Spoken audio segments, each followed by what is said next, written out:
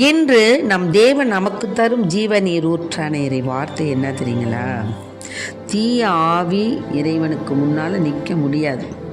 அது என்ன சொல்லுது? அதாவது கல்லறை தான் அவனுடைய வீடு.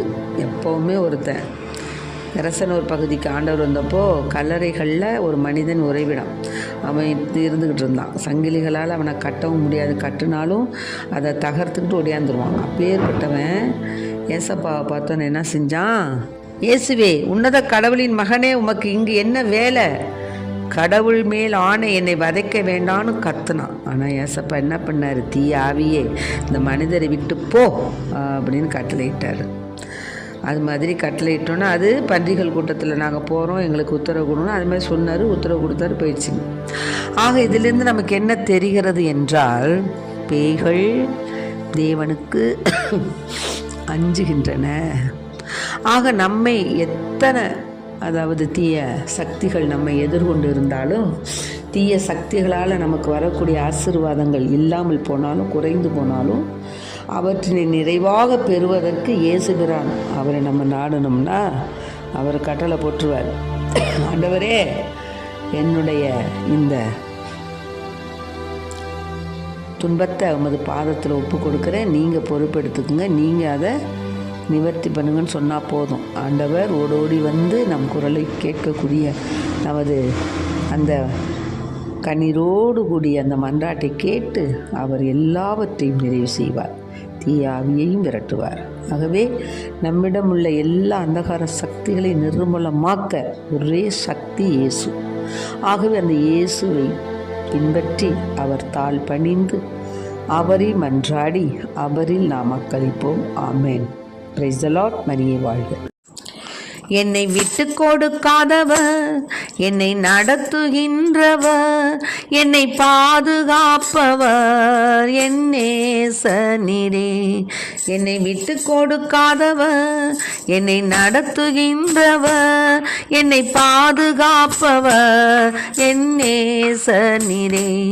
நான் வழி மாறும் போது என் பாதை காட்டினீர், என்னால் முடியாத போது என்னை தூக்கி நடத்தினீர். விட்டு கொடுக்காதவர், என்னை நடத்துகின்றவர், என்னை பாதுகாப்பவர் என் நேசனீரே.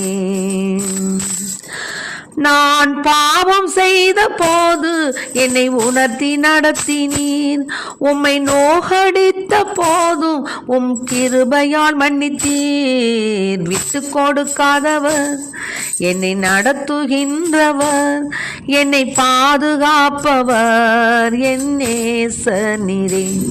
நான் தலை குனிந்த போது என்னோடு கூட வந்தீர், நான் குனிந்த இடத்திலே எந்த தலையை உயர்த்தினீர். விட்டு கொடுக்காதவர், என்னை நடத்துகின்றவர், என்னை பாதுகாப்பவர் என் நேசனீரே, என் நேசனீரே, என் நேசனீரே. இன்று பொதுக்காலத்தின் 4ஆம் வாரம், பிப்ரவரி மாதம் 3ஆம் தேதி. இன்று தேவன் நமக்கு தரும் ஜீவ நீர் ஊற்றான இறை வார்த்தைகள் புனித மார்க் எழுதிய நற்செய்தி இயல் 5 இறை வார்த்தைகள் 1-20 முடியும்.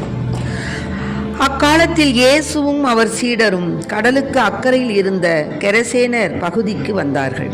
இயேசு படகை விட்டு இறங்கியவுடனே தீய ஆவி பிடித்த ஒருவர் கல்லறைகளில் இருந்து அவருக்கு எதிரே வந்தார். கல்லறைகளே அம்மனிதரின் உறைவிடம். அவரை எவராலும் ஒரு பொழுதும் சங்கிலியால் கூட கட்டி வைக்க முடியவில்லை.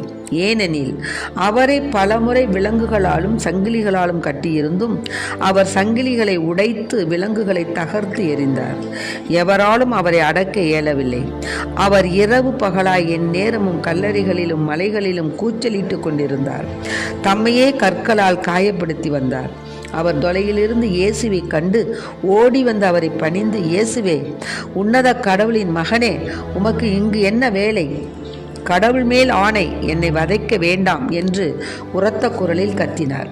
ஏனெனில் இயேசு அவரிடம், தீய ஆவியே, இந்த மனிதரை விட்டு போ என்று சொல்லியிருந்தார்.